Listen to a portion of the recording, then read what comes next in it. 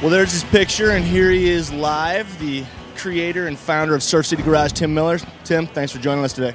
My pleasure, Chris. Well, this behind us is pretty much the truck that started it all. Can you tell us a bit about it? Yeah, my dad actually bought this truck brand new. I was 3 years old, and it's kind of what first got in my blood about wanting to be in the automotive hobby. I can still remember riding in the back of this truck when he brought it home. We've had it since 1958, and we restored the truck about 20 years ago. Of course, now it all has Corvette running gear in it, made it a little more easy to drive, more fun. So what condition was the truck in when you guys rediscovered it? Well, my dad let it get out of the family back in Oklahoma, and my brothers located it.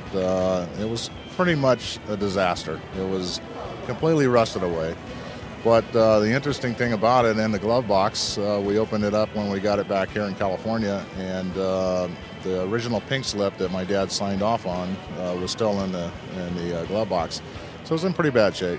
So your dad's signature was on the pink slip that was still in the glove box? That's right. Yeah. That must have been pretty cool to find that. Yeah, that was really special. And obviously you still have it probably framed back in the shop? We do. It's hanging on my wall in my office. So this truck kind of gave you the impetus to become the collector that you are now. Tell us about Surf City Garage's collection. Well, you know, I've always been a car guy my whole life, and I started with the 67 GTO was my first car in my collection. It's grown a bit now. We're probably 130, 140 cars.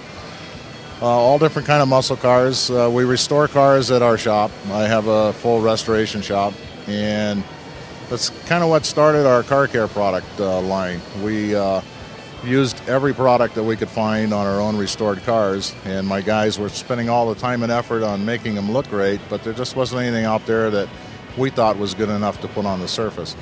So I had the opportunity to have a couple of chemist buddies of mine come up with some products to use on our own cars.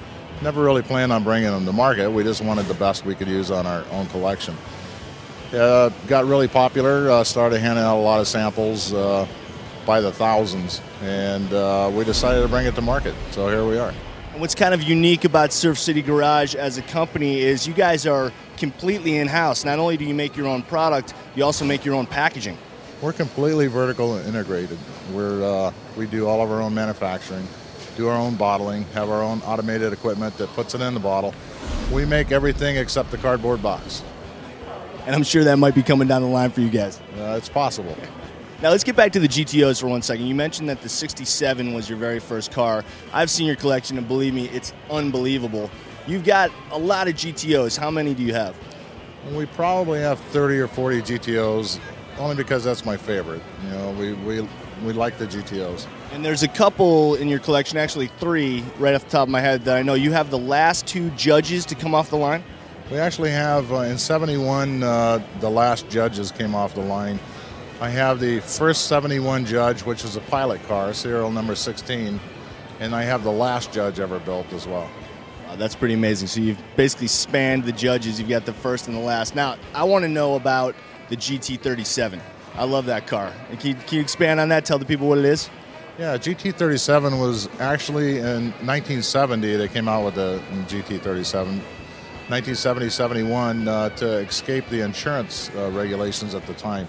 Insurance companies were on to Detroit about all the high horsepower, so General Motors and others used to thinly disguise a taxi cab type car with a big motor in it.